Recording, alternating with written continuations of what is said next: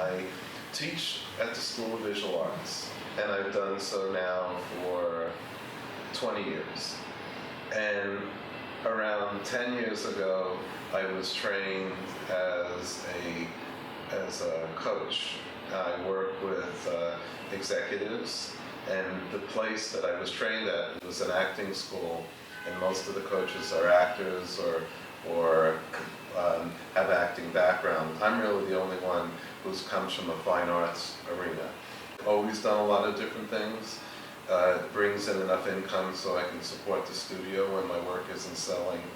And I've always been the type of person who's had lots of different interests. There were periods of time where I didn't work. I trained and worked as an art therapist for 7 years, and during that period of time I didn't paint. And then I just felt bereft inside, and I went back to the Art Students League and redirected and started to paint again.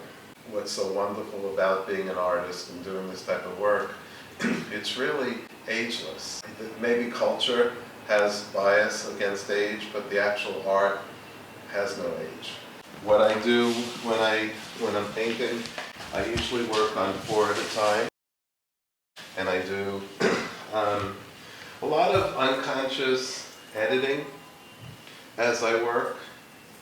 You know, I love using the spray paint, because the spray paint starts to give these wonderful breakdowns of the color.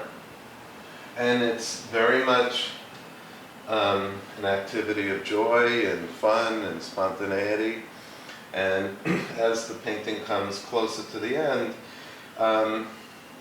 the editing starts to come into play. Which areas I'm going to keep, and it's a lot of huge surprises that come out of the work. To do my job at the School of Visual Arts, I have to climb the stairs in schools because I go see my students teach. Once I can't do that anymore, then I'll know it's time to retire. I see most people in their early 60s, they kind of curtail. I've actually speeded up. My work for the first time in my life is selling. Everything that I'm doing exponentially has gotten more wound up as opposed to winding down.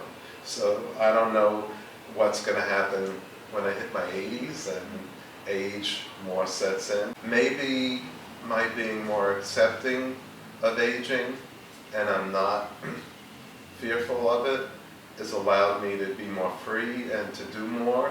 But it's not this thing, oh my God, time is crushing down on me and I want to be a famous painter and I better do it now. Because the reality is, at age 63, the likelihood of becoming a famous painter is really not what happens. So I think I've always had this idea of wanting to embrace where I am, and I think probably I'm embracing where I am in life more now in my 60s than I've ever done before.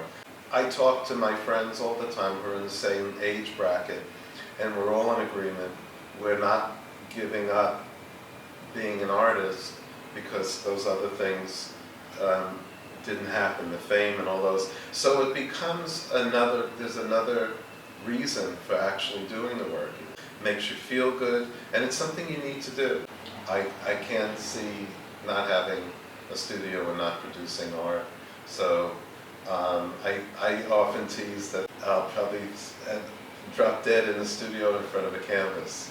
That's the goal.